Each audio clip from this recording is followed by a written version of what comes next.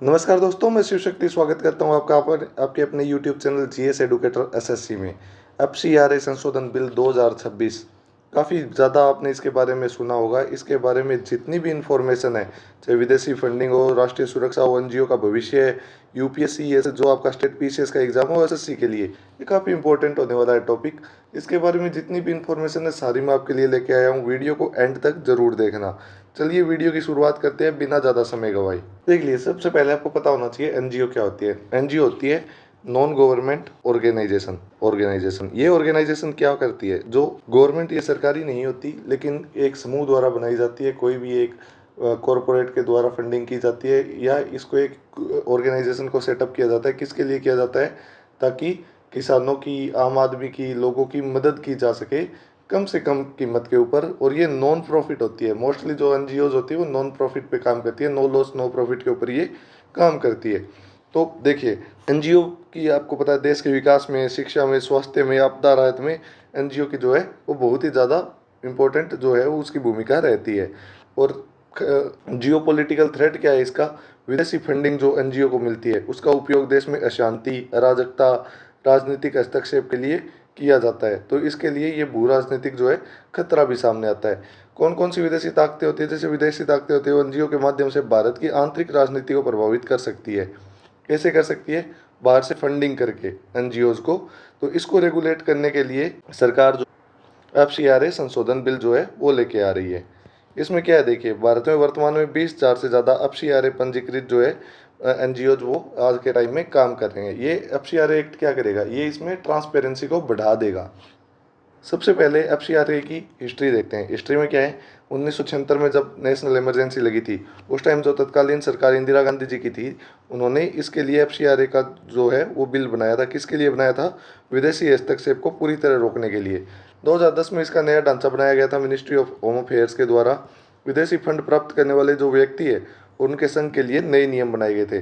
2020 में जो मोदी सरकार है, जो एनडीए सरकार है, इन्होंने नियमों को अत्यधिक सख्त कर दिया था। परीक्षा में क्या क्वेश्चन पूछा जा सकता है? एफसीआरए अधिनियम किस मंत्रालय के अंतर्गत आता है? तो ये मिनिस्ट्री ऑफ होम अफेयर्स के अंतर्गत जो है वो आता है। इसका आप स्क्रीनशॉट ले लीजिए, काफ़ी इंपॉर्टेंट होने वाला है आपके एसएससी सीजीएल जो टीयर 1 का एग्जाम है उसके लिए। अच्छा दोस्तों, आगे बढ़ने से पहले आप हमारा YouTube channel GS educator SSC इसको सब्सक्राइब कर लीजिए। इंस्टाग्राम पे आप मेरे को जीएस एडुकेटर पे फॉलो कर सकते हैं।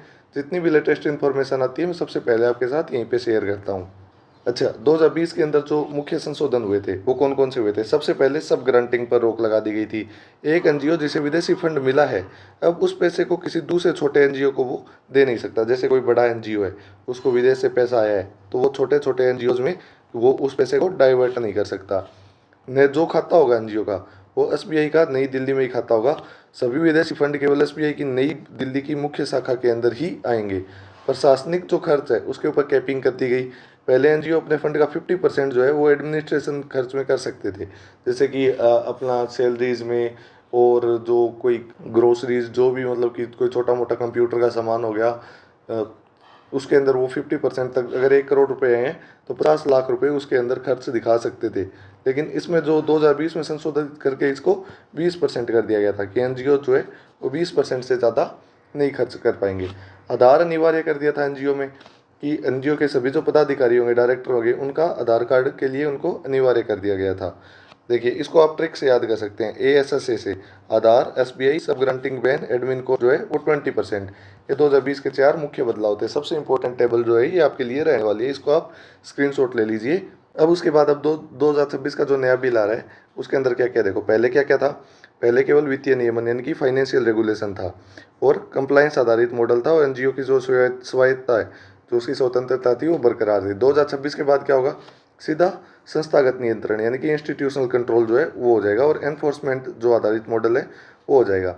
अब इसमें क्या है, नामित प्राधिकरण यानी कि डेजिग्नेटेड अथॉरिटी का उदय होगा। वो कौन करेगा? केंद्र सरकार लागू करेगी। और डेजिग्नेटेड अधिकारी कौन सा होगा? जो एक आईएएस ऑफिसर होगा या अन्य सदस्य होगा। वो नज़र रखेंगे किसके ऊपर? जो एनजीओ की एक्टिविटीज़ पर। और किस कौन कौन सी चीज़ इसके अंदर कवर होगी? बैंक खाते, संपत्ति, फंड्स पर जो सरकारी कब्जा है वो सारा का सारा जो है वो डेजिग्नेटेड अथॉरिटी का जो है वो कंट्रोल हो जाएगा एनजीओ के ऊपर। अगर आपको इस नोट्स की पीडीएफ चाहिए तो आप मेरे को 893000 पर व्हाट्सएप पे मैसेज कर सकते हैं। मैं आपको फ्री ऑफ कॉस्ट ये पीडीएफ जो है वो प्रोवाइड करवा दूंगा। अब देखिए, स्थिति 1 में क्या होता है कि लाइसेंस रिन्यू ना करना। पहले एनजीओ 5-10 साल तक अपना रिन्यूअल नहीं करवाते थे, अब समय से इसका रिन्यूअल करवाना अनिवार्य हो गया है। सरकार द्वारा रिजेक्शन, सरकार बिना लंबी प्रक्रिया के किसी भी रिन्यूअल आवेदन को खारिज कर सकती है। और स्वैच्छिक सरेंडर, यदि एनजीओ खुद अपना लाइसेंस वापस कर दे तब भी ऐसा कर सकती है। अब इन तीनों स्थितियों में क्या होगा कि एनजीओ जो है वो इनएक्टिव हो जाएगा, और जो प्रक्रियात्मक जो खामियां हैं, एनजीओ की प्रोसीजरल जो लैप्सेज है, उस पर सरकार का सीधा हस्तक्षेप जो है वो हो सकता है। इससे क्या होगा दोस्तों, मनी लॉन्ड्रिंग के ऊपर कंट्रोल कर पाएगी सरकार, मनी लॉन्ड्रिंग के ऊपर कंट्रोल कर पाएगी, जो विदेशी धन है उसके ऊपर कंट्रोल कर पाएगी, और जो विदेशी हस्तक्षेप है जो देश में हो रहे हैं उसके ऊपर भी सरकार काबू कर पाएगी। संपत्ति पर जब्ती और नियंत्रण, देखिए क्या है, जो ऑपरेशनल नियंत्रण है वो समाप्त कर दिया जाएगा। देखिए एनजीओ अपनी वित्तीय स्वायत्ता यानी कि फाइनेंशियल ऑटोनॉमी, जमीन, बिल्डिंग, बैंक फंड को पूरा नियंत्रण जो है इससे खो देगा। एनजीओ का राष्ट्रीयकरण हो सकता है, नेशनलाइजेशन, जैसे बैंकों का राष्ट्रीयकरण हुआ था वैसे ही अब सरकार बड़े एनजीओ का जो है वो अपने नियंत्रण में लेके इसका राष्ट्रीयकरण कर सकती है। एसेट का डिस्पोजल, जैसे सरकार एनजीओ के बचे हुए पैसे को सरकारी खजाने यानी कि गवर्नमेंट ट्रेजरी में डाल सकती है या अन्य किसी संस्था को ट्रांसफर कर सकती है। रिस्टोरेशन क्लोज, यदि कोर्ट के आदेश पर एनजीओ अपने लाइसेंस वापस मिल भी जाए तो यह इस बात की कानूनी गारंटी नहीं है कि सरकार जो जब्त की गई संपत्ति को वो वापस लौटा देगी। सरकार संपत्ति को जब्त कर सकती है, यानी कि जो FCRA 202 है ये काफ़ी ज़्यादा सख्त होने वाला है बिल। इससे पहले जो 2020 का बिल आया था वो केवल फाइनेंशियल जो ऑटोनॉमी थी एनजीओ की उसके ऊपर कंट्रोल कर रहा था, लेकिन ये एनजीओ की जो स्वायत्ता है उसके ऊपर भी कंट्रोल करने वाला है। अब देखिए इसका जो धार्मिक संस्थाएं हैं उन पर क्या प्रभाव होगा और केरल में क्या विवाद चल रहा है। देखिए क्या है, जो नियम का दायरा, यह बिल सीधे तौर पर जो चर्च हो गया, मस्जिद हो गया, धार्मिक चैरिटी होगा, सब पर लागू होगा। सरकार अब धार्मिक संपत्तियों के प्रबंधन में भी प्रवेश कर सकती है। केरल में क्या विवाद चल रहा है, केरल में बड़ी संख्या में जो ईसाई एनजीओ है वो विदेशी फंड प्राप्त करने वाले संस्थान है। विपक्ष का आरोप है कि केंद्र सरकार जो अल्पसंख्यक जो प्रसिद्ध जो माइनॉरिटी का जो इकोसिस्टम है उसके ऊपर निशाना बना रही है। देखिए परीक्षा में क्या क्वेश्चन पूछा जा सकता है, राज्य सरकारों ने किस आधार पर इसका विरोध किया है, तो यह सहकारी संघवाद यानी कि कोऑपरेटिव फेडरलिज्म का उल्लंघन है, क्योंकि सारी शक्ति जो है वो केंद्र के पास चली जाएगी। देखिए अब संवैधानिक और कानूनी मुद्दे क्या क्या है। जो आर्टिकल जो 19(1) का जो C है, इसमें क्या है, संघ बनाने की स्वतंत्रता, यानी कि एनजीओ को जो बनाने की जो स्वतंत्रता है वो आर्टिकल 19(1) देता है। और इसका जो है ये हनन है। आर्टिकल 21 क्या है, उचित प्रक्रिया यानी कि ड्यू प्रोसेस, बिना न्यायिक प्रक्रिया के सरकार सीधे किसी की संपत्ति को जब्त नहीं कर सकती। आर्टिकल 14 क्या कहता है, कानून के समक्ष समानता, यानी कि चुनिंदा एनजीओ को निशाना बनाने पर सिलेक्टिव टारगेटिंग का जो है वो डर रहता है। मूल संरचना, यानी कि संविधान की जो मूल संरचना है वो लोकतंत्र या बहुलवाद को भारी खतरा जो है इससे हो सकता है। देखिए केंद्र सरकार को इसमें पूर्ण शक्तियां मिल रही है, लेकिन राज्य सरकार का कोई नियंत्रण नहीं है। समस्या 1 क्या है, केंद्रीकरण, सेंट्रलाइजेशन, शक्तियों का पूरी तरह से केंद्र के नौकरशाहों के हाथ में चला जाना। दूसरी समस्या क्या है, सहकारी संघवाद पर चोट, यानी कि राज्यों की स्वायत्ता जो है इससे शून्य हो सकती है। तीसरा क्या है, अधिकारों का दुरुपयोग, यानी जो डिजिग्नेटेड अथॉरिटी है उसकी जवाबदेही जो है वो तय नहीं है, जिससे राजनीतिक इसकी दुरुपयोग की संभावना जो है वो बढ़ सकती है। देखिए बिल के क्या फ़ायदे हैं क्या नुकसान है, मैं आपको इस वीडियो में बता रहा हूँ। सबसे पहले इसका फ़ायदा क्या है, जो मनी लॉन्ड्रिंग है उसके ऊपर सख्त रोक जो है सरकार लगा सकती है। टेरर फंडिंग की समाप्ति हो सकती है। राष्ट्रीय सुरक्षा और वित्तीय अखंडता को मजबूती मिलेगी। एनजीओ की जो जवाबदेही है और पारदर्शिता है उसमें वृद्धि हो जाएगी। विपक्ष का तर्क क्या है, जो नकारात्मक प्रभाव है कि अनुपालन बोझ यानी कि कंप्लायंस बर्डन बढ़ने से छोटे एनजीओ जो है वो बंद हो सकते हैं।